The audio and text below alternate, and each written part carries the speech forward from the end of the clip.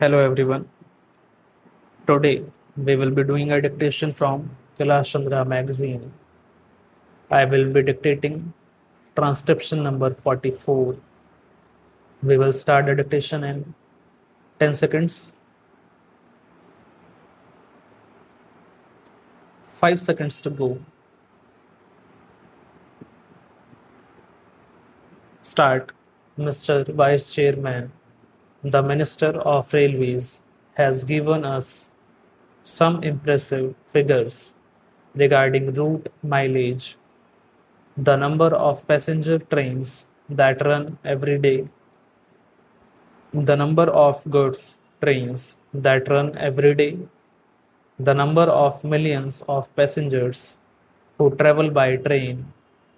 He has tried to compare them in view of the vastness of the country, the large number of passengers trains being run, the large number of goods trains being run, and a big route mileage that has tried to show that the number of mileage accidents have occurred is not quite alarming.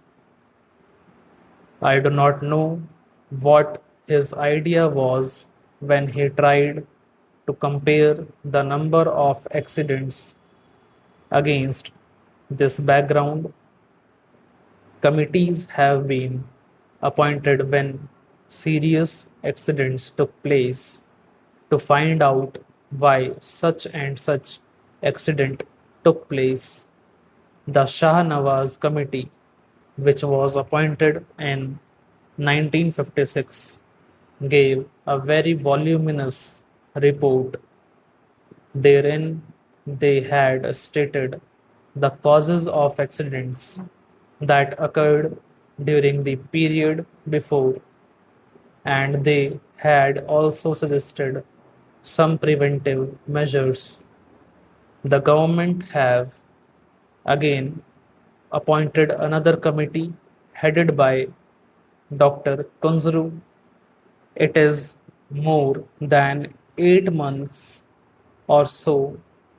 I do not know why an interim report has not been submitted by this committee.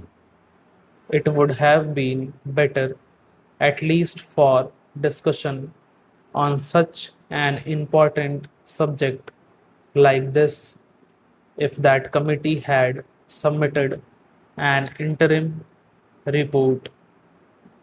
We could have offered more constructive suggestions. Unfortunately, the committees that are appointed take their own time to submit their reports. Maybe the government is partly responsible for they may not be cooperating with the committee in giving all the material that is necessary for the committee to come to some sort of conclusions and give their findings on such an important question. Time and again, we have discussed this question of accidents, and I was really pained to see how the minister tried to minimize the seriousness of the railway accidents. He also quoted in the other house the figures, the number of accidents that are taking place in other countries, particularly America and England. The conditions are obtaining in these countries and that are obtaining in India are totally different. There, many accidents take place not because of follies, not because of limitations under the railway work, but mostly because of the environment that there has been in those countries. So he did not mention the figures here but took refuge under the guise that our railways work much better than the railways work in other countries, and that the rate of accidents in India is much lower than the rate of accidents in America or England. Sir, by having this discussion, the railway board and the railway ministry should be able to learn some lessons, and if they are prepared to implement the silent suggestions, they will be made by the members, then many of these discussions will not take place, and many of the accidents that take place these days will not occur. It has now become almost an everyday affair after the statement was made by the Honorable Minister in this House and the other House. Another accident had occurred to a deluxe train. It is therefore incumbent and imperative on the part of the Railway Ministry to see whether they could avoid these accidents. Many of the accidents that have occurred not because they are accidents, but because of the wrong things done by the railway ministry.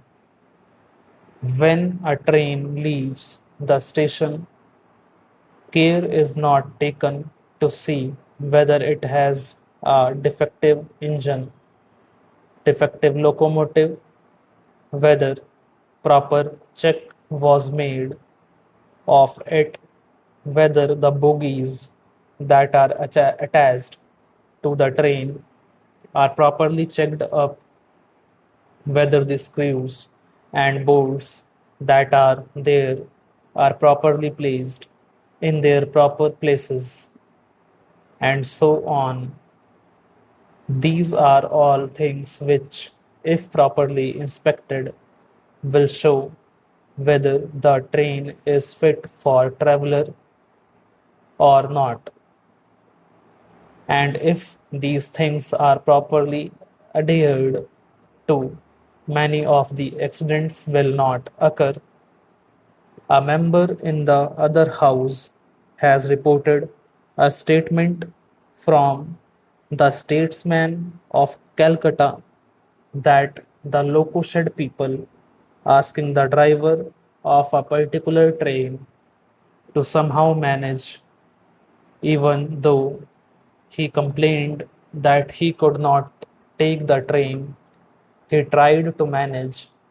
When the train arrived very late, he was said to have been manhandled by the crowd for the late arrival of the train, and he is reported to have stated to the correspondent that, in spite of the protest that he made, he was asked to take the locomotive, which was very defective. Last year, similar accidents occurred. For instance, the Ranchi accident. It is also reported that the engine driver protested when he was asked to take the train because the engine was defective. But in spite of his protests, he was forced to take that engine and an accident occurred.